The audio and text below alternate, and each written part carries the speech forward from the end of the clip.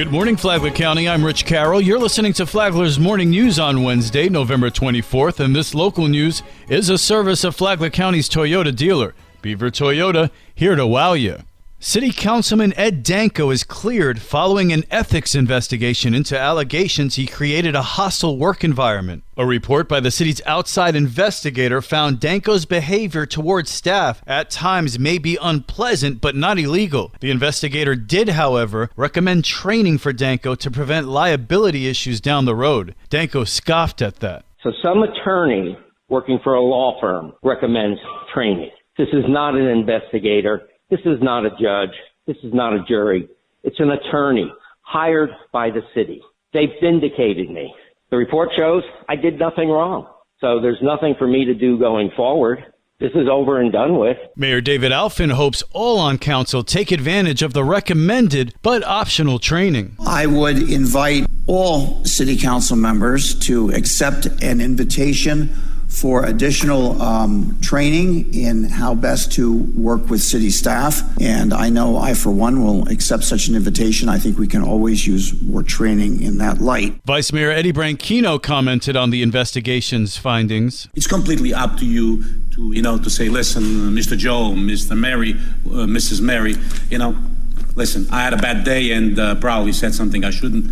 Thank you very much. Let bygones be bygones, and let's go. That's as far as I would go, okay? But then again, it's completely your option, because I saw nothing on that investigation that leads for us to do any kind of censure or anything. The investigation was initiated under former city manager Matt Morton in mid-March, but was put on hold after he and Mayor Melissa Holland abruptly resigned in May.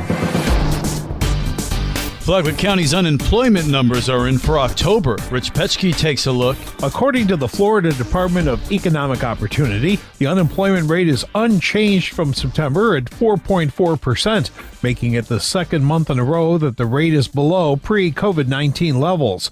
President and CEO of the Palm Coast Flagler Regional Chamber of Commerce, Greg Blose, says it's a very positive sign. Especially as we look to the future of hiring in Flagler County, which is a lot of these retail jobs gearing up for the Christmas season and the holiday shopping season. Blose takes a closer look at the October figures. We increased by 245 jobs last month. The labor force continues to go up.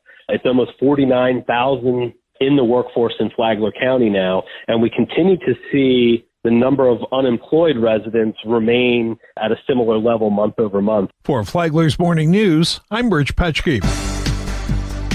Recently, State Rep Paul Renner was on WNZF's Free for All Friday, and he had a lot to say about federal vaccine mandates. Amy Cherry has more. While the federal government's vaccine mandate through OSHA impacting businesses with more than 100 employees remains on hold, Speaker-designate State Rep Paul Renner says the recent special session lawmakers held took aim at this. One of the things we did in this special session is put money aside for the Attorney General in our state government to challenge not only the OSHA mandate, but also one from CMS, which is the healthcare entity, which is attempting to say that if you're not vaccinated in a healthcare provider, you won't get paid for your services, which means, practically speaking, that they can't retain their employment. Both of those are, I believe, headed to being declared unlawful. In an exclusive interview, Renner, whose district includes Flagler County, tells WNZF if the Biden administration wanted to push vaccine mandates, they should have gone about it in a different way. They're doing it without any voice from the people's elected representatives. If they want to do something like that, they could put it in front of Congress and have them vote on it. And I suspect that they don't have the votes to do so. And some of their own Democrat members, we had some Democrats that joined us on this vote this week, not many, but we had a couple, and I suspect that they don't have the votes.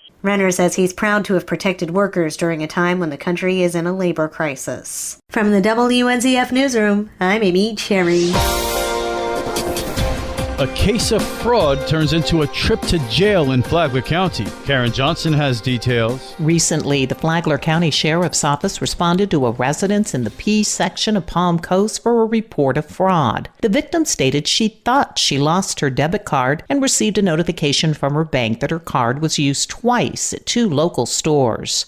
Deputies responded to the stores where the card was used and were able to identify a suspect, 40-year-old Sean Baisden, as the man who bought gift cards. Flagler County Sheriff Rick Staley says an observant resident led them to the thief. A resident called in a suspicious individual, and when deputies responded, and contacted the individual, discovered it was the suspect they were looking for the credit card fraud. According to Baston, someone told him to commit the crime, saying, "I will bless you. Go get these gift cards for my wife and I will give you $50. Unfortunately, Sheriff Staley says Baston is no stranger to local law enforcement. He's previously been arrested in Flagler County for possession of a controlled substance, aggravated assault with a deadly weapon, improper exhibition of a firearm, and simple assault. For Flagler's Morning News, I'm Karen Johnson.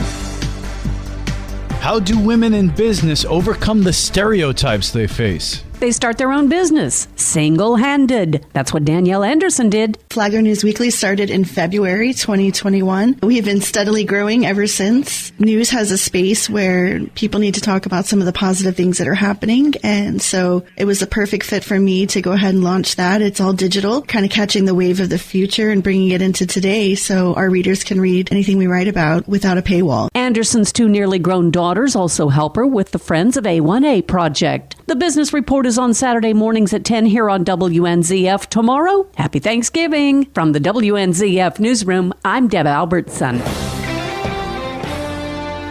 With the Thanksgiving holiday, there are some scheduling changes as far as trash pickup in the city of Palm Coast. Brittany Kershaw is the public information officer. There will be no trash or recycling pickup service on Thanksgiving Day, November 25th, in the city of Palm Coast. For those who regularly have a Thursday pickup, your service is going to take place on Saturday, November 27th. All regularly scheduled Friday pickup services will take place on November 26th without interruption. And now you're up to date on Flagler's Morning News. I'm Rich Carroll.